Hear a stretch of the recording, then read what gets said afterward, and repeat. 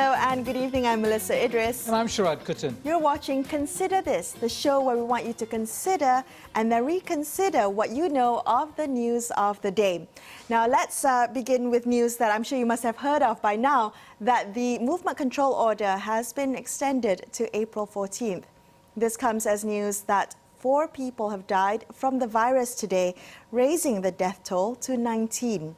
And 73 healthcare workers have been tested positive for COVID-19. However, according to the Health Ministry, none of them were infected while treating patients. Now, in other news, we have beginning 1st April, all banks have been instructed to grant an automatic 6-month moratorium on all loan and financing repayments, except for credit card balances. Joining us on the line now to discuss the Bank Negara deferment package further is Paul Loh, Deputy President of the Financial Planning Association of Malaysia. Good evening, Paul. Welcome to the show. Thank you so much for joining us today.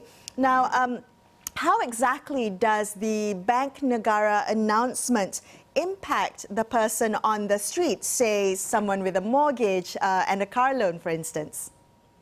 Yeah, this is a good move by Bank Negara. Okay, it is a temporary deferment or suspension of loan repayment obligation. There is principal and interest for a limited period of time. That will help to ease the financial burden for the general public.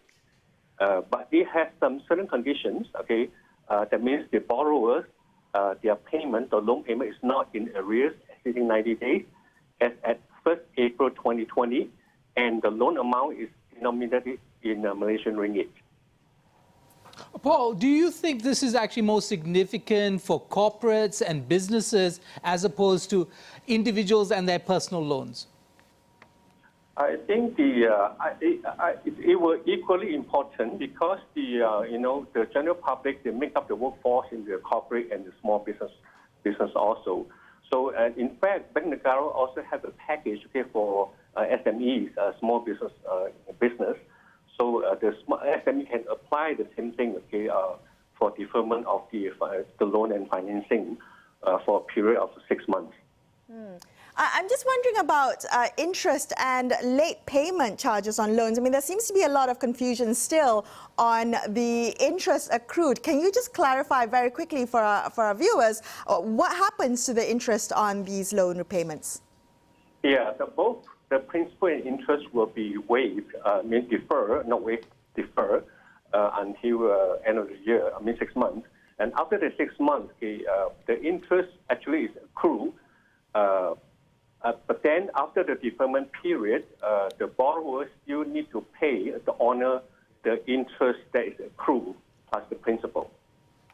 So, okay, that being the case, Paul, should everybody take this? I understand that this deferment package is automatic, and we are advised that if you don't want to defer payment, you should advise your bank such.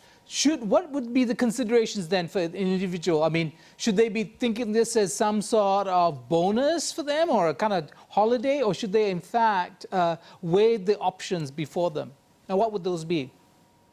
I will leave it up to the individual because I think we'll leave this so-called benefit to those who are really needed. For those who still can afford, my view is they should continue to pay the interest, and if they choose to do that, they have to inform the bank to opt out. Okay, and does this, I guess, benefit people on the street more, individuals more? I mean, when we're thinking about the responses to the current crisis, this is a great move by Bank Negara in terms of using its monetary policy to help mitigate some of the damage or the economic effects. Is this, does the onus of the burden fall more on the borrowers as opposed to the banks, Paul? To own a house in Malaysia is actually so-called somebody is really a life dream. So in this so-called crisis, I would say the bank is helping the rakyat in Malaysia to continue to own a house but defer the loan and interest payment, so that will help them to ease their financial burden.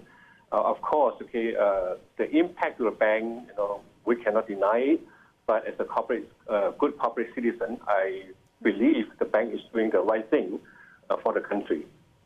Right. So, Paul, just to kind of follow up on Melissa's question, I guess the essence of her question was, do the banks actually suffer that much as a consequence of these payments being deferred? Or is it, because it doesn't seem like they're putting up that much more? I'm sure, okay, this is actually it's an impact to the bank. That's why I say, okay, during the crisis, okay, the bank is playing their role, okay, as a good corporate citizen to help the country. Okay, well, as the Deputy President of the Financial Planning Association of Malaysia, Paul, I'm sure lots of people are concerned about the personal finances at this point in time. Many people are self-employed, are freelancers, are contract workers, and they're thinking about how they're going to manage their finances in the coming months, especially after we move out of the movement control order. What advice would you give people who are struggling to manage their personal finances in these difficult times? I would advise them to spend the money wisely, spend on the things that they really need and not what they want, and so that they can get out from the financial difficulties during this time. And if the consumer needs help, FM is rolling out a personal finance tips and advice through the web banner. And this initiative is part of our 20th year anniversary celebration with the theme Financial Literacy Year. We plan to get it ready by next month. It may be a little bit too late, but it's okay, so that the public can connect with the licensed financial planners for 30 minutes of advice.